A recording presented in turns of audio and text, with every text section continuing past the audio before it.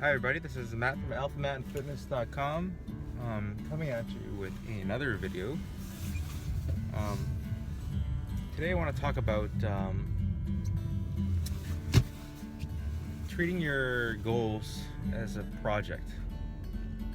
So let's say you weigh 350 pounds and your body fat percentage is 35% or higher, and this person is obviously clinically obese and unhealthy, very unhealthy, and this person wants to make a change in their life.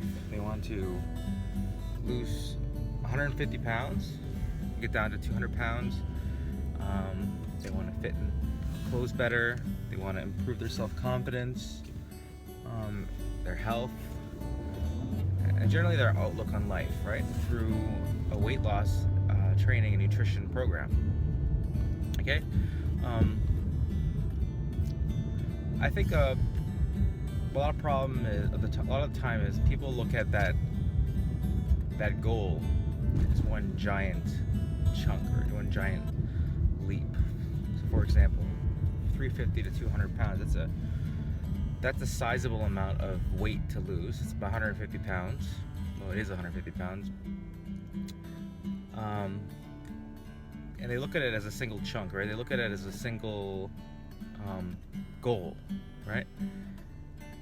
I just want to throw it out there that it's a good idea to look at that giant goal, and you'll see lots of people saying this. This is just nothing revolutionary or new, but I just kind of wanted to point it out today. So take that big giant goal and split it out into smaller chunks, kind of like smaller mini projects, right? So if your main project or your main goal is to drop 150 pounds, splitting it out into, like, for example, multiple phases or multiple miniature projects would be smart, right? And that's it's kind of the approach a bodybuilder would take, right? For example, a bodybuilder would lose fat and get lean for the season, for competition season, for example, to get on stage. They would up their calories and gain, muscle mass in the off season. And a lot of times these guys go overboard, but that's neither here nor there. They would increase their calories, protein intake, training intensity, put on muscle mass, and then put on some fat with that, and then cycle back down again, right? So each one of those stages would be technically a step in the direction that they want to go with their ultimate body, right? There's no real final destination when it comes to fitness or bodybuilding, because you can constantly improve, right? So having an end goal is pointless, and a lot of these bodybuilders just constantly think of in terms of constant improvement, right?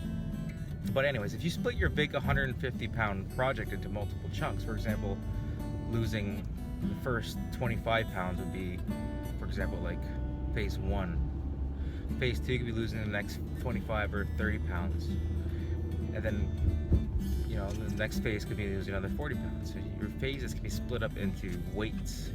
And if you look at each phase as part of the overall goal, and say your overall goal is 150 pounds, you split it up into, say, 50 pound chunks, just for simplicity. If you finish phase 1, that's 1/3 of your goal. Finished 2 phases, you're 3/4 of the way there, or 2/3 of the way there.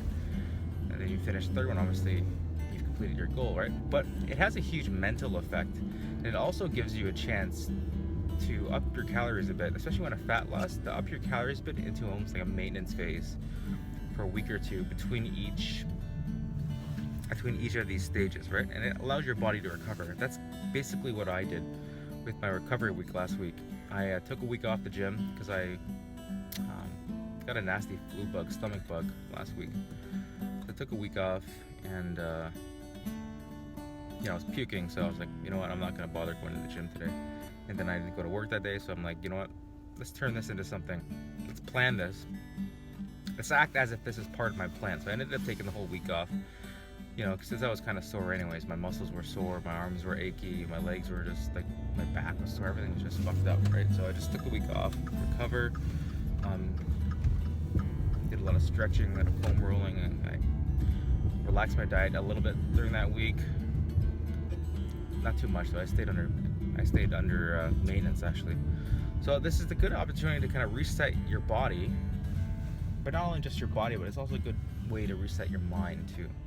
Because when you go back, it's almost as if you have that intensity and that passion to go out there and hit it again hard, just kind of like you did when you started, right? Like for me, I dropped 60 pounds, no problem, right? And I had that energy and that passion and that non-desire to stop, right? And that was like 6 and